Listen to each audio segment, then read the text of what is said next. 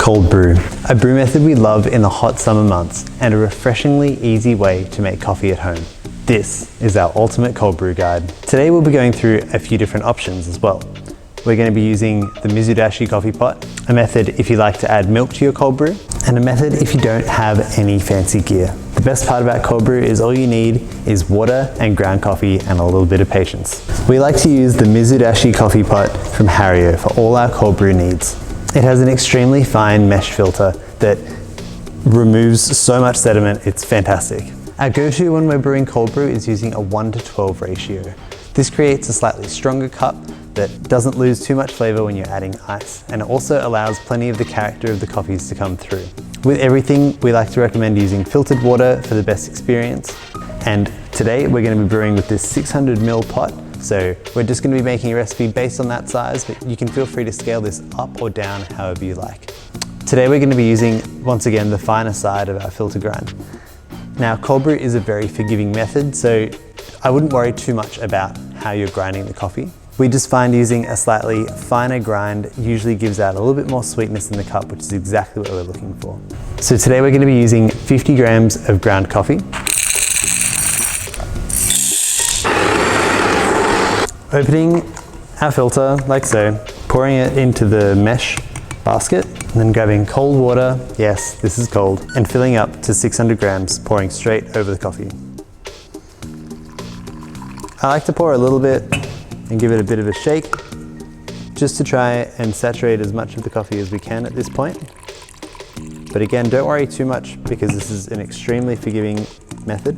If you have a spoon, now's a good time if you want to give it a quick agitator as well. Now we're just going to keep on filling up to 600. Once we're on, simply attach the lid and set it aside in the fridge overnight, or if you like, you can leave it at room temperature for about 8 hours. We find leaving it at room temperature usually brings out a little bit more extraction and a little bit more flavor. However, it's a little bit less predictable than just leaving it in the fridge. So for repeatable results, we like to recommend using the fridge, and for a convenient result, we like to leave it outside. And that's it. Now, if you're the kind of person that likes to add milk to their cold brew, that's totally fine too. We recommend using pacemaker or sweet tooth or even our decaf and doing exactly the same steps, following the same ratio. Now, you can use a little bit more coffee to water if you'd like, but we find sticking to that 1:12 ratio is going to be totally fine. Finally, if you don't have any fancy gear, that's totally fine too. We recommend brewing exactly the ratio that you're after in whatever sort of vessel you like.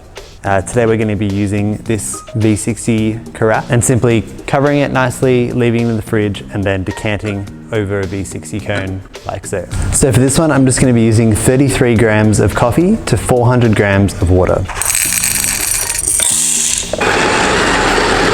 We're going to simply add the coffee, add our cold water, cover it and wait. And I'll be checking back here in a little while to check up on how these two are brewing. Okay, so if you've been brewing your cold brew in a separate vessel and it's looking like it's about time, a few hours have passed, it's time to filter it out. Now, today I'm going to be demonstrating using a V60 with a rinsed paper filter, but this can be any kind of contraption. If it's a French press, an AeroPress, anything with any kind of filter is going to do just fine. So all we need to do once our cold brew is ready is just pour it over very gently.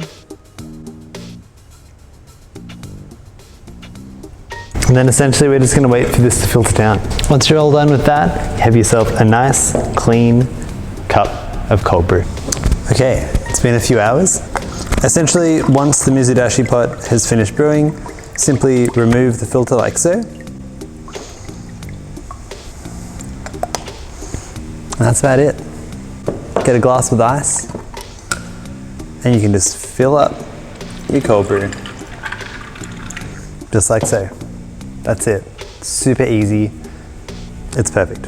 Thank you very much for watching. If you tried this recipe at home, let us know in the comments how it goes. Thanks so much. I'll see you next time.